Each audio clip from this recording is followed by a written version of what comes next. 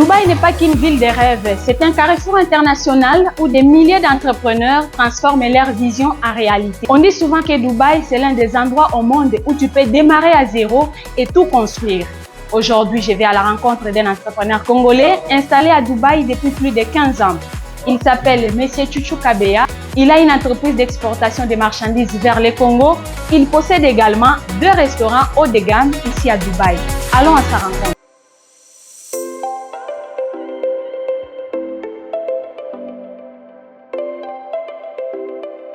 Bonjour M. Chuchu Kabeya. Bonjour. Merci de nous recevoir chez vous. Voilà, pour commencer, pouvez-vous d'abord brièvement vous présenter? Bon, je suis votre frère congolais, Chuchu Kabeya, mais qui réside ici à Dubaï depuis environ 15 ans pour faire des affaires. Voilà, installé à Dubaï depuis 15 ans. Alors ma question c'est quand vous étiez venu pour la première fois, aviez-vous l'idée en tête de rester aussi longtemps? Même pas. Quand je venais à Dubaï, parce que je suis venu à Dubaï depuis longtemps, pas depuis 15 ans. Moi, j'ai connu Dubaï depuis 98. Donc, je faisais mes affaires ici de va-et-vient. Mais quand j'ai décidé de venir m'installer, j'ai choisi Dubaï. Et pourquoi avez-vous choisi Dubaï au lieu d'une autre ville ou d'un autre pays pour entreprendre? Il y avait une opportunité. Dubaï offrait des opportunités. C'est pourquoi j'avais choisi Dubaï. Parlons-nous exactement de l'entrepreneuriat. Est-ce que pouvez-vous nous expliquer DRC World Shipping, de quoi s'agit-il? DRC World Shipping, c'est une agence de transport.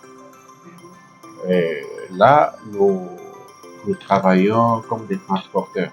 Okay. Nous envoyons des marchandises par bateau, nous envoyons des marchandises par avion, partout dans le monde, spécialement en Afrique.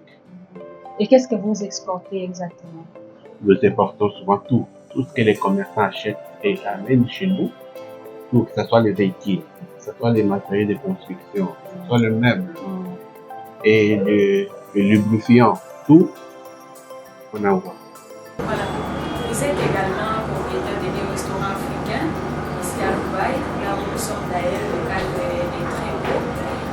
Pouvez-vous nous parler de ces 2 restaurants? Comment aviez-vous eu l'idée de créer également ces 2 restaurants? Quand je venais pour mes affaires à Dubaï, j'étais accompagné par des amis, des collègues. On avait une difficulté de trouver la nourriture de chez nous. Tout ce qu'on trouvait ailleurs, ça ne nous plaît pas. Alors, quand je me suis décidé de venir m'installer, j'ai trouvé que c'est encore une opportunité d'ouvrir des restaurants avec la cuisine congolaise, en particulier, et en général, l'africaine. Et voilà, donc, on peut parler également de la clientèle. Qu'est-ce que vous attirez le plus? Est-ce que les Congolais, qu'est-ce que vous visez exactement dans votre restaurant? Des Congolais seulement ou tous les Africains et même des Indo-Pakistanais qui connaissent le plat congolais peuvent venir se retrouver? Je reçois ici toutes les nationalités, spécialement les Congolais et les Africains. Ah oui. Et il y a aussi les Indo-Pakistanais qui viennent aussi manger surtout au petit déjeuner le matin. Voilà, en tant qu'entrepreneur congolais ou africain installé à Dubaï, je vais parler là du tout début. On sait que le tout début a été difficile. Aviez-vous rencontré certaines difficultés au début? Bien sûr, tout début a été toujours difficile. Ça n'a jamais été facile au début là.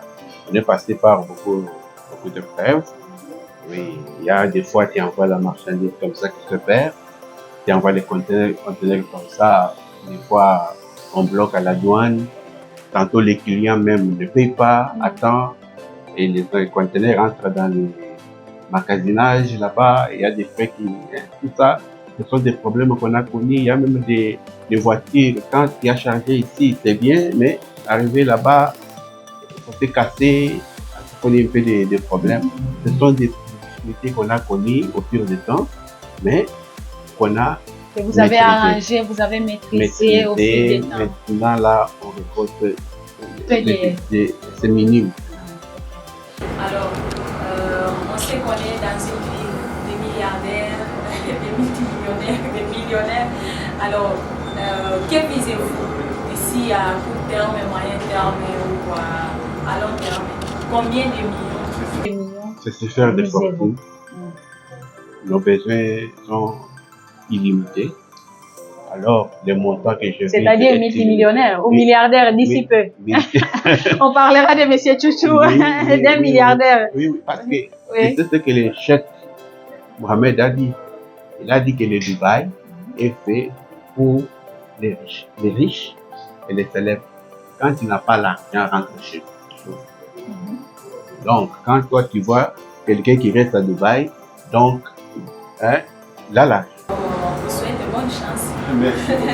Alors, quel message alors vous lancez à la population congolaise en particulier, mais aussi la population africaine? La jeunesse là, qui veut entreprendre, la jeunesse qui est debout pour entreprendre. Ça, c'est le premier message. Et aussi un message que vous pouvez lancer à la jeunesse qui dort encore, ceux-là qui dorment encore, qui ne veulent pas entreprendre. Il a 40 ans, 50 ans, il se voit encore jeune, chez papa et maman. Donc, quel est le message? Moi, je peux encourager les jeunes qui ont l'idée d'entreprendre, de leur vie d'essayer. Parce que l'échec, c'est d'avoir peur d'essayer. Il faut toujours essayer et être déterminé et avoir un objectif. Une vision. Une vision, oui. Si tu as un objectif, il y a un projet, il faut essayer. Il ne faut pas dire qu'il faut que j'atteigne tel montant, il ne faut pas attendre que j'atteigne tel montant. De rien, tu peux commencer. D'ailleurs, la connaissance seulement avec une personne comme ça, c'est déjà un avantage dans les affaires. Mais pour ceux-là qui dorment encore chez les parents, chez papa et maman, 30 ans, 40 ans, 50 ans, on les sait, hein, nos frères congolais. Il y a nos frères congolais. Je réveille leur conscience. Je réveille leur conscience et le temps passe pour eux. Ils peuvent derrière, ils peuvent bâtir, même là-bas au Congo. Ils peuvent faire quelque chose, même avec $100. Tu peux acheter des poussins, faire élever cela. Au bout de 3 mois, si c'est 10 poussins, au bout de 3 mois, c'est 2 poules, hein, ou bien 10 coques. Il peut vendre et son argent qui était $100, il peut voir ça à $500. C'est combien de pourcentage? 500% dans 3 mois. Alors, s'ils disent que non, il faut seulement $10 000, $4 000, tu vois, ils perdent le temps. Moi, j'ai réveillé leur conscience et il faut toujours essayer. Hein?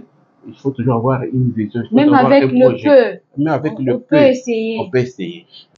À Dubaï, rien n'est impossible. Avec de la vision, du travail et de la persévérance, on peut bâtir un empire. Monsieur Chouchou Kabeya en est la preuve vivante. Alors, si toi aussi tu as l'idée d'entreprendre, cette vie est peut-être ton futur.